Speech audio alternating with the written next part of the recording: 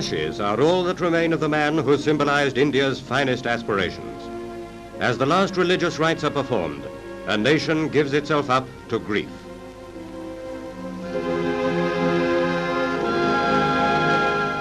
For many, the vigil of prayer commenced 48 hours before, when the body of Mahatma Gandhi was placed on the roof of Birla House in full view of the thousands who had traveled all night to pay him their last tribute.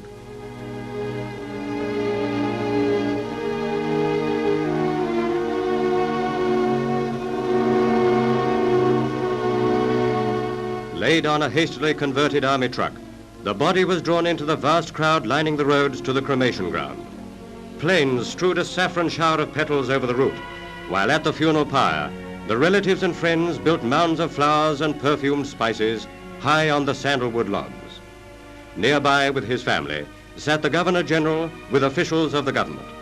The flower-decked cortege moved slowly through the dense throng. Tens of thousands wept openly as the body passed by them. Premier Nehru, traveling on the funeral coach with Gandhi's youngest son, appeared bewildered in his depth of grief.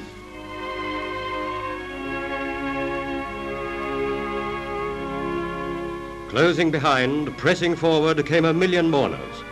Around the pyre, the throng became packed as the body reached its resting place.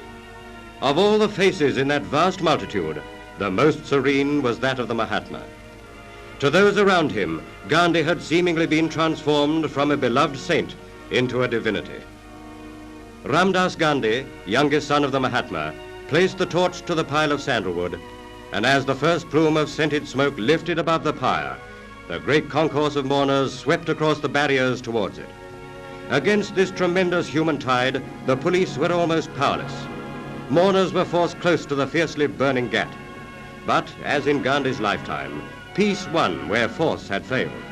The mass hysteria was broken by the chanting of a hymn, "Mahatma Gandhi has become immortal." In the rising flames, the spirit of a great man passed to his gods.